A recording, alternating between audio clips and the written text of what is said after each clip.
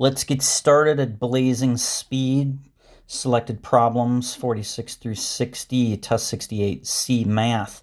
All right, problem 46, if you look over here, it says two angles are coterminal. If you look over here, we're trying to figure out that there's some secret, okay? So if you look here, it tells you this is pretty straightforward. From here to here is 45-degree angle. Okay, great.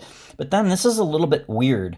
So if you look over here, you go from here in a spirally little circle here, and it's 405. So I kind of looked at that and I said, whoa, wait a second. How many degrees is a circle?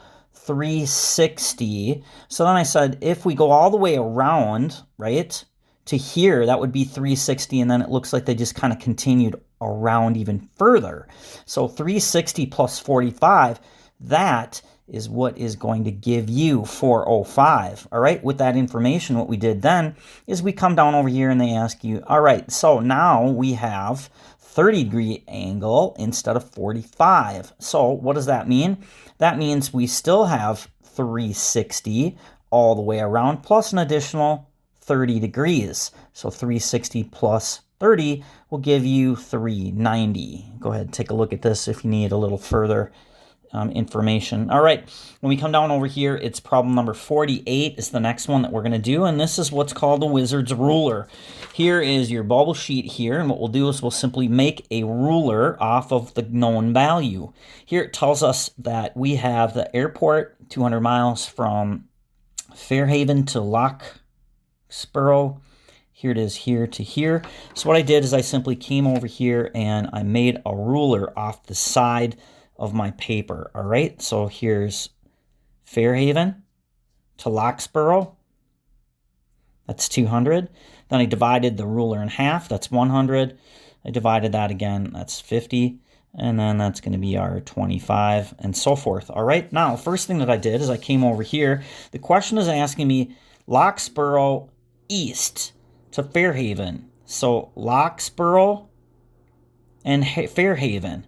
So we're going to go here to here or vice versa. All right. So what I did is I just simply came over here and I just measured it. All right.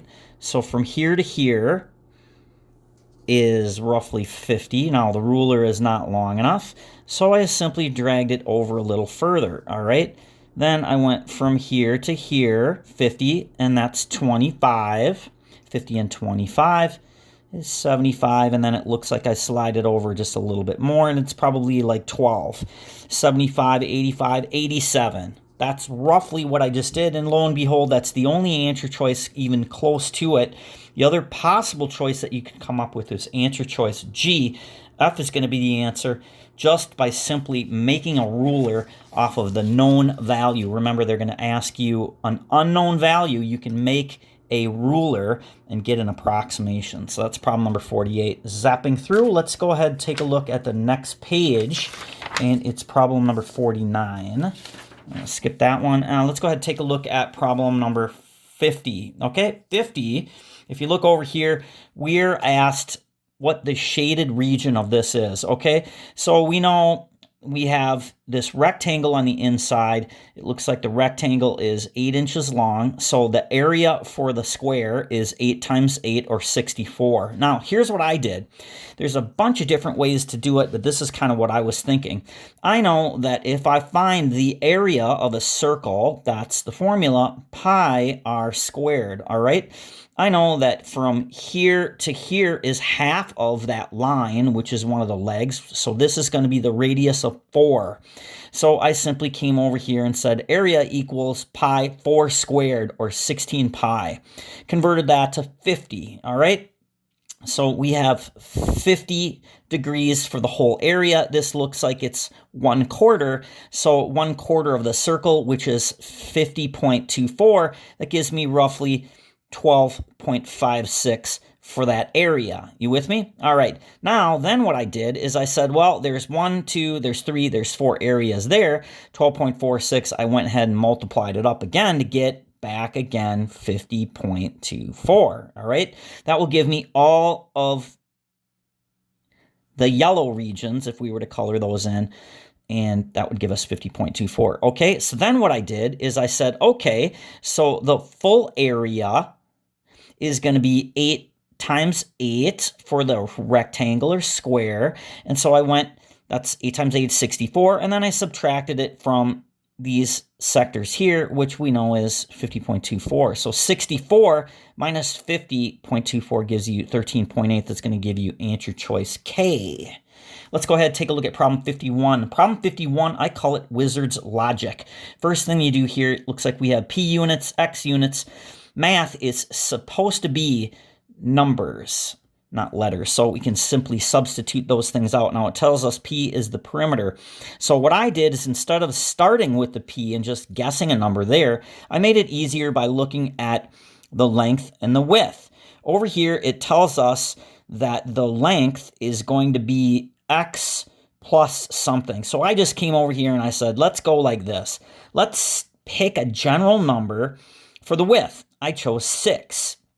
Okay, then if you come over here, we have 6 for the width, and then now it's going to be an X units longer. So 6 plus whatever is going to give me my length. For me, I just said, okay, if the width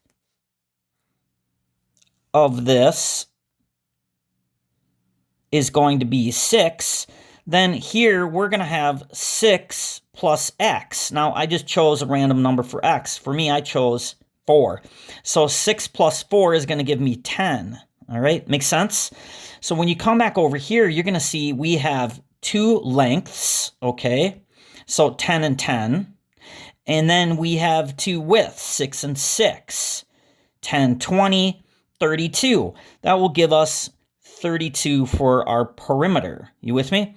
Now we have everything correct in here. What we do now is simply just translate your answer choices. If you come back over here, B is the answer. We take our 6 value here, our X value here, which is 4.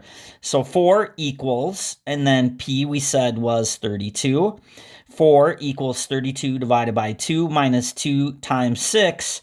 4 equals 16 minus 12, which is 4. B, the correct answer. Wizard's logic, kids. All right. So in 52, I did it 2 ways here. The first way I'll show you here is what's called the wizard's skateboard. The wizard's skateboard means if you were to take a circle and try and figure out what the value of that would be, you could simply come over here and then, let's say we're trying to figure that out. You just simply draw something like this. Okay, so this is 180 degrees. From here, that looks like that's 90. And then from here, you're going to go roughly 45 degrees. All right. If it was smaller than that, you could continue on 22.5 and so forth. All right. Now, when you come over here, we're looking at quadrant number 2, which is right here.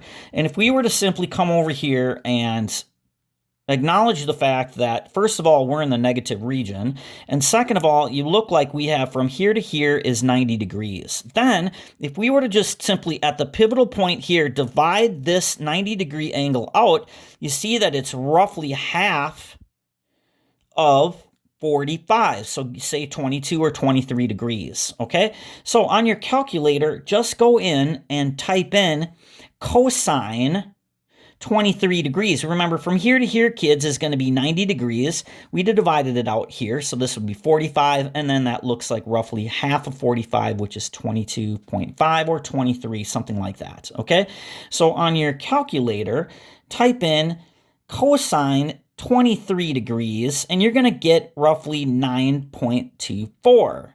All right, now keep in mind that we are in the negative region over here, so it's going to be negative, all right? Translate your answer choices. Negative 12 divided by 13 gives you, 9.23. Wizard's skateboard, kids. It's problem 52. All right, so let's go ahead and take a look and see what the next problem is. All right, so problem 53, kids, blazing speed. If you look over here, wizard's logic. Letters. We're going to take letters. We're going to substitute letters for numbers. All right, if you look over here, it looks like we have A and B, and it's A plus B squared equals A squared plus B squared. Okay, so I look over here and I see that we've got zeros in here, so I just chose a number. A equals 2, B equals 0. Then what I did is I just went and took this and broke it down kind of like you were going to factor or FOIL, all right? So this becomes this, all right? Here is our A and our B value, and then I just substituted my letters and put numbers in there. So I said A is 2, so here's A, and here's 2, here's B, here's 0. Then I broke it down. Here is 1 bracket squared, which is bracket times bracket, foiling, and then I foiled it, and I got 2 squared plus 0 squared.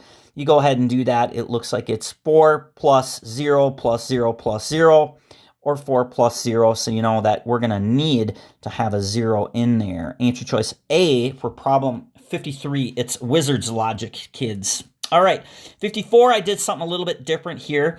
Here's what we're looking for. It looks like we're looking for the greatest possible profit, all right? So if you look over here, here's a peak, and here's a peak. I started off by doing option A first. So it tells us that we have 6,000, right? So these are thousands, 6,000, and you get from the film $1 profit, all right? So 6,000 times 1 will give me 6,000. Well, at the 6,000, how many cameras did I make? We produced 2,000. So then I had to say 2,000 cameras at $3. So 2,000 times 3 will give me $6,000 right here. 6,000 and 6,000 for option A gives me $12,000 right here, kids. All right. Then I said, let's try option B. Option B is the orange. Here, it looks like the peak for the cameras is 4. So what I want to do is I want to say 4,000 cameras times $3. 4 times 3, that gives me 12,000. Well, here at 4,000 cameras, how many rolls of film did I use? All right, it looks like I used 2,000. All right, 2,000 rolls of film at $1 gives me 2,000. Add them up, 12,000 plus 2,000, 14,000. Option B looks like it's going to be greater. So that's going to give you answer choice J. Problem number 55, kids, here's what I did. I came over here, and the first thing that I did is I did a little bit of Wizard skateboard again, all right? So you can see it. I came over here, and I took my pencil, and I drew a line here so I can see it. I drew a line here so I can see it, and then I drew a line at the pivotal point so I could see it. Remember, here's the pivotal point where everything intersects. Draw a vertical line, pivotal point, vertical line, and here's a pivotal point, vertical line. Then, watch this. We'll grab a pen. If you look over here, here is our Y value. And if you think of a box, you see that the Y value is right there. Well, here is the same angle, right? 90-degree angle. If I were to go over here and then draw from here to connect that, you see that that's roughly the same thing as what you see over here. It's a mirror image. You with me? So I know that Y, it looks like, is going to be twice as great as angle 3. Let's take an orange marker so you can see it. Remember, this angle here is 90 degrees, and we created an angle here at 90 degrees, and we divided this angle here where Y is, so 90 degrees divided by 2, it looks like it's roughly 45. Then we recreated that over here, and then what we did is with the Wizard skateboard, we divided it here, and then we went over here, and it looks like it's roughly half of this. Answer choice A for problem 55. Kids, let's take a look at the next page. It's problem number 56, and 56, we're going to use the Wizard's ruler again, all right? So what does that mean? We're going to take the edge of our paper here, and we're going to create a magic ruler, all right? So in here, it tells us that A is 4 feet, A to the side. The orange line. So I come over here, I draw from here to here. 4, half of 4 is 2, 1. Then we want to know the side of the rhombus. That's going to be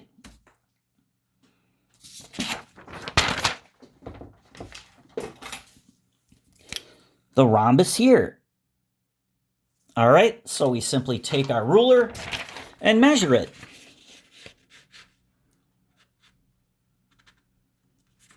Looks like it's just less than 4. Look at your answer choices. H4, done. See ya.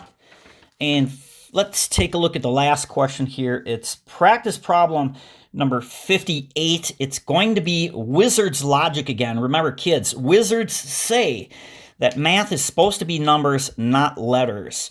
You come over here, it looks like we've got the absolute value. There's an X and there's a B. I came over here, just selected some numbers, made sure that they worked. X equals 3, B equals 4, all right? So 3 minus 2 gives me 1. Is that less than 4? Yes, it is. That's a true statement. I always check my answers to make sure that that's going to be correct. We come back over here, plug in your answer choices, and see which one is going to be true. Here, answer choice F. X minus 1 is less than B, and 1 minus X is less than B. So I plug in my X is 3, 3 minus 1 is 2, which is less than 4, and 1, which is going to be our value here, minus 3 is going to be less than 4 as well. If you look at the other answer choices, they violate that because they are not true statements. Kids, that's it for the quick review for test 68C. Thanks for watching.